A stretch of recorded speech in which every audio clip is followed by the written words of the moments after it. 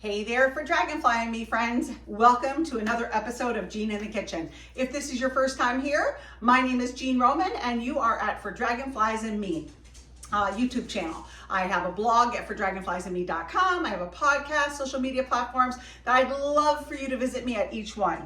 But today I am going to be cooking we're going to be grilling actually, one of my family's favorite dishes, and it's shish kebab. If you are new here and you're not familiar with my cookbook, Lovingly Seasoned Eats and Treats, this is a fabulous cookbook that I wrote during my Mennonite days. So this is a Mennonite cookbook. It has almost 500 pages with close to 1,000 recipes, 100 of them my own. And there's a beautiful canning section with instructions and tutorials on how to can. It's a great beginner cookbook or an advanced cookbook for somebody who's always cooking. Great home cooked meals. But if you are interested in owning your own copy, this book has sold over 25,000 copies throughout the US and Canada. You can purchase your own spiral bound softcover, beautiful, or you can now have your own PDF downloadable version of it. So links will be in the bottom and you can purchase this at my website. But if you do have this recipe, we are making shish kebab and marinade on page 155. So what we have here, I know probably a lot of you are familiar with shish kebab, where when you go to a restaurant, it has everything on it. The meat, the vegetables, all contained in one skewer, or however many skewers you get. I don't do it that way. I don't like when some of the vegetables are overcooked and the meat's undercooked, especially the potatoes. One trick that I would like to give you guys today is I use baby potatoes and I par cook them. So I cook them in the microwave just to their tender, fork tender, and then I put them on with my vegetables. So on my vegetable skewers, you'll see I have my red and white onions, my baby potatoes. I use the heirloom variety, so there's red, white, and purple. And then whole mushrooms. I do not cut my mushrooms. I want them whole. And so I leave a little bit of space on the bottom. These are wooden skewers. I do have metal skewers, but as most of you know, we just moved into our house in December. And although I'm extremely organized, I cannot find my metal skewers. So thankfully, I did have the wood ones. You just have to be a little bit more careful because they can catch fire on the grill. And Dave's the grill master here, and so he will be grilling all this delicious stuff. I used both beef, and so I had some steaks in the freezer that were just like, you know what?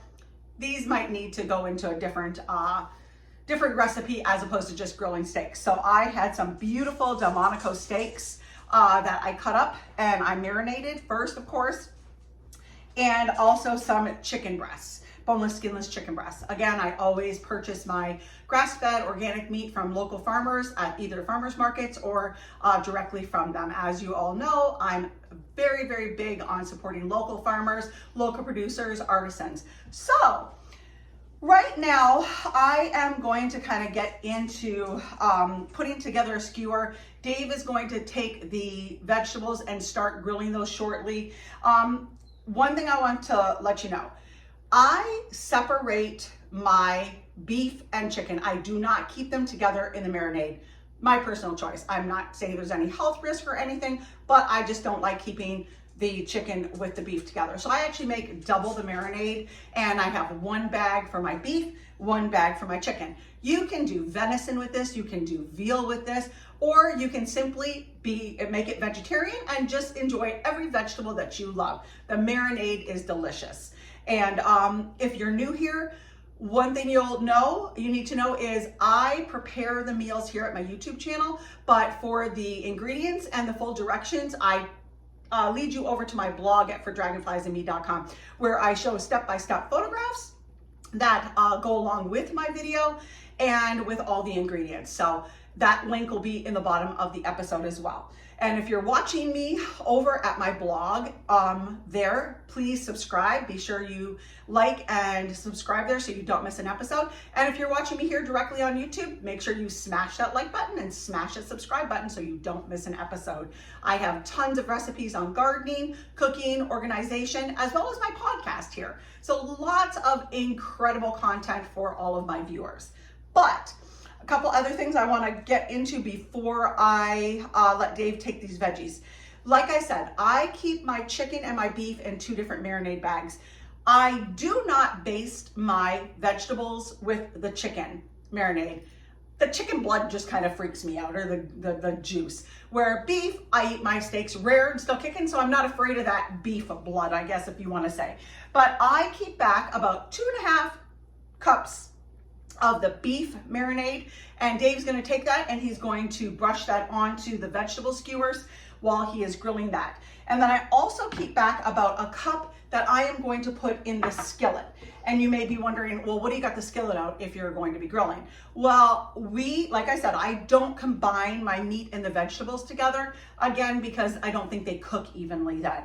So what I do afterwards is I take all my veggies and all my meat, and then I put them in the skewer with a little, the skillet with some of that marinade, and I toss it all together there. That combines all the flavors. And I let that cook for maybe about 20 minutes, not long, because again, everything's cooked.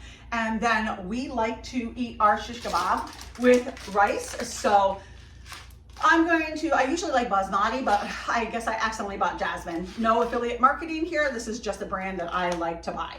So we're gonna have some jasmine rice next to this, and I like soy sauce on mine. So now I'm gonna let Dave take away the vegetable skewers along with the marinade, and he's going to head out to the grill and go ahead, Dave, take that away. So I'm going to finish skewering up a couple of my chicken shish kebab skewers so I can kind of see how I do it. One thing I like to do is I keep back some of my onion, and I usually take about 2. I usually cut here's my half of an onion. And what I've done is I've cut it into a half and then quarters. And then what I do is I take a couple of the slivers of the onion and I put that on the bottom of the skewer. Kind of feel like it helps the meat not slide. So here's that. And then I'm gonna put a chicken on. They're kind of slippery suckers. And then also, if you have some extra vegetables, I just put those in a side, like you can see right here. And I'm going to just toss those into the skillet with the cooked vegetables and meat at the end. The potatoes are pretty much already cooked. And put that down there.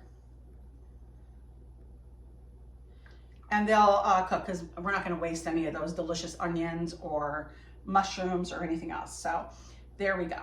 I'm going to put a little bit of marinade on that, and then there we go, 1 skewer. And I think I have enough for, oops, oh, don't want that one. Got to be careful. That's the other thing I don't always like about the wood skewers. Sometimes they break, so you've got to be careful. Also, when you are grilling your shish kebab, you want to make sure that you, especially with,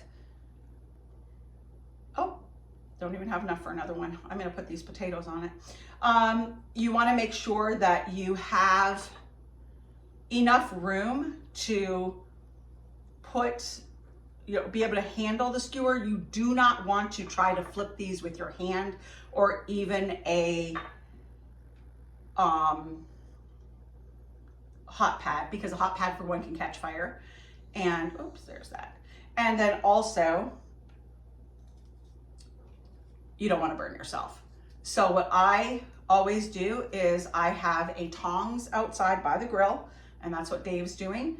And he is going to turn those shish kebabs over with the tongs. So I will have a couple more videos at my blog kind of putting it all together and serving it and all the beautiful finished product pictures. So until then, I always say, be sure to hit the smash the like and the subscribe buttons, and leave me a comment. What's your favorite way to make shish kebab? I love your feedback and I love your comments.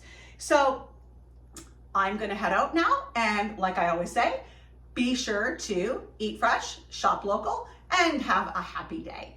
See you soon, friends. Have a great day.